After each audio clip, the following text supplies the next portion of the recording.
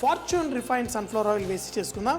Neutral flavour ఉండడం వల్ల ఈ నూనె టేస్ట్ వస్తుంది. పులుసైనా అది మంచి స్నాక్స్ చేసుకున్నా మనం స్వీట్లు చేసుకున్నా చాలా బాగుంటుంది. మరి మన నూనె వేడెక్కిన తర్వాత మన ఎండుమిరపకాయలు కొంచెం ఇలా వెయ్యగానే అందులోని మంచి సువాసనలు ఇందులోకి వచ్చేస్తాయి.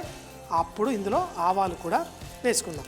ఆవాలు చిటపట్లాడినప్పుడు కొంచెం మంట తగ్గించేసి జీలకర్ర కూడా వేసుకుందాం.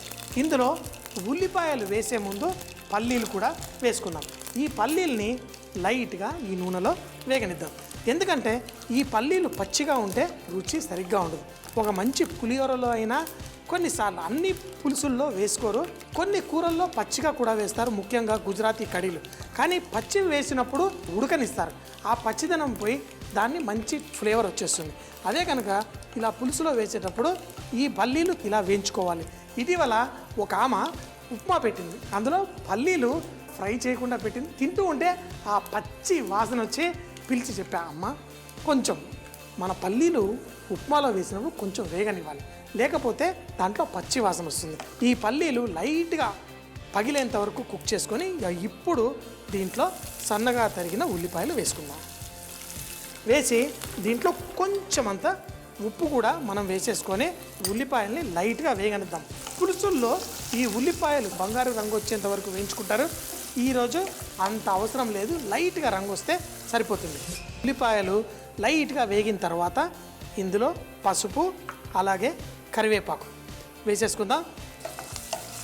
ముందుగా చేసి పెట్టుకున్న కొబ్బరి గసగసాల పేస్ట్ ఇందులో వేసేసుకుందాం. చూడండి, ఇలా వేసి కలిపి కుక్ చేసుకుందాం.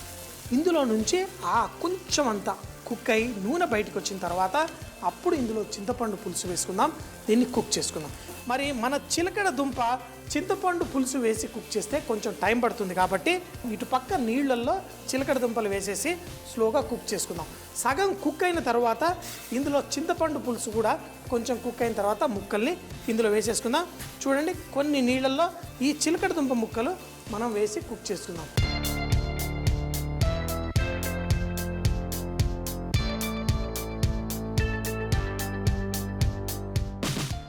ఈ గసగసాల మసాలా నుంచి కొంచెం నూనె బయటకు వస్తుంది.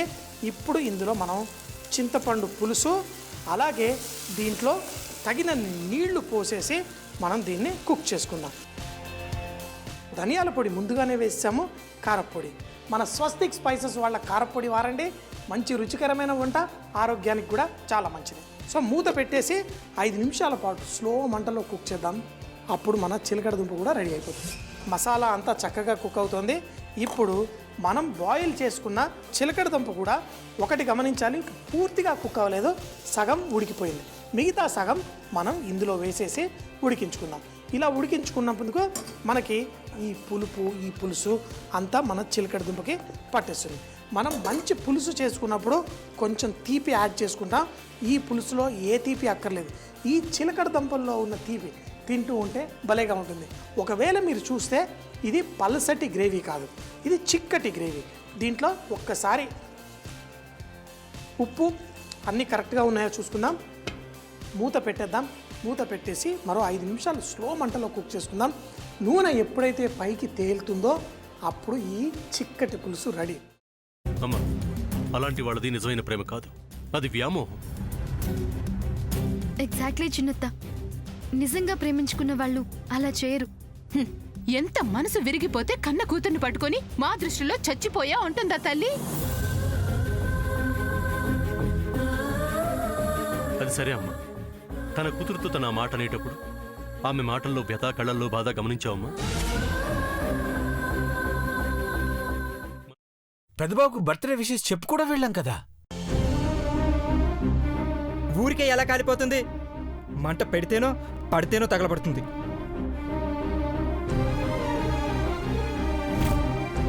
కరెక్ట్ చిన్నబాబు, నీకొచ్చినట్టే నాకు డౌట్ వచ్చింది. పార్వతే షర్టును తగలబెట్టిందనుకుంటా.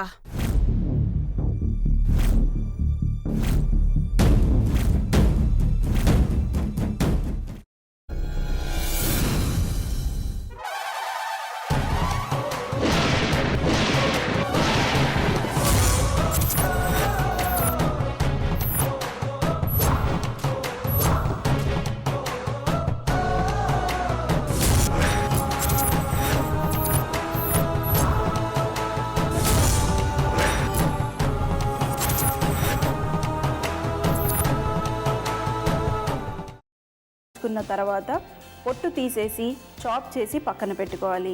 ఒక ప్యాన్లో కొద్దిగా నూనె వేడి చేసి అందులో ఆవాలు, మినప్పప్పు, శనగపప్పు, కరివేపాకు, సన్నగా తరిగి పెట్టుకున్న ఉల్లిపాయలు వేసుకుని 1 నిమిషం పాటు వేయించుకోవాలి. ఆ తర్వాత కాల్చి కట్ చేసి పెట్టుకున్న వంకాయని కూడా అందులో వేసుకుని బాగా మిక్స్ చేసి బౌల్లోకి ట్రాన్స్ఫర్ చేసుకుని అందులో తగినంత చిక్కటి పెరుగు లేదా పల్చటి పెరుగు వేసుకుని మిక్స్ చేసి అన్నంతో కానివ్వండి, చపాతీతో కానివ్వండి సర్వ్ చేసినా చాలా బాగుంటుంది.